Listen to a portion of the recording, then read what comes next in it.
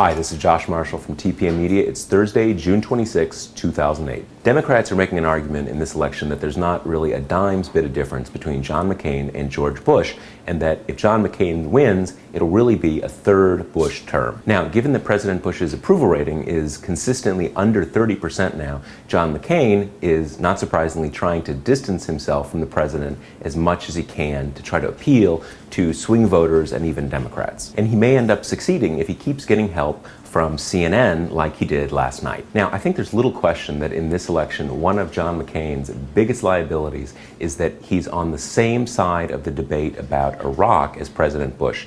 He's for staying indefinitely, at least, in Iraq, just like President Bush is. That's very unpopular, and it's really weighing down John McCain's support. Last night on Anderson Cooper's show, CNN's Tom Foreman, in one of his Keeping Them Honest segments, looks at McCain and tries to answer whether it's really true that McCain is the same on most policy issues as George Bush. Now, we're going to show you the segment. If you watch, you see that Foreman manages to get through his list of policies that George Bush and John McCain agree on without ever mentioning Iraq or the war on terror. He only gets to Iraq at the very end, and then, in an offhanded kind of way, only to explain how McCain has been a critic of President Bush's on Iraq all along. Take a look. CNN's Tom Foreman tonight, keeping them honest.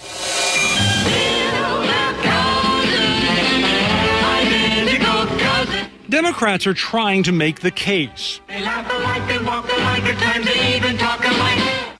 And keeping them honest, John McCain does share many policy points with the president.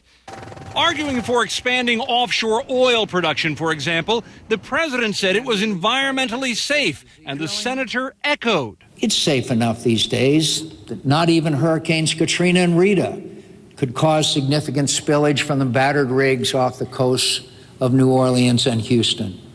On many issues, the two generally agree. They oppose abortion rights and gay marriage. They want a strong border and immigration reform. McCain wants to keep the Bush tax cuts and free trade.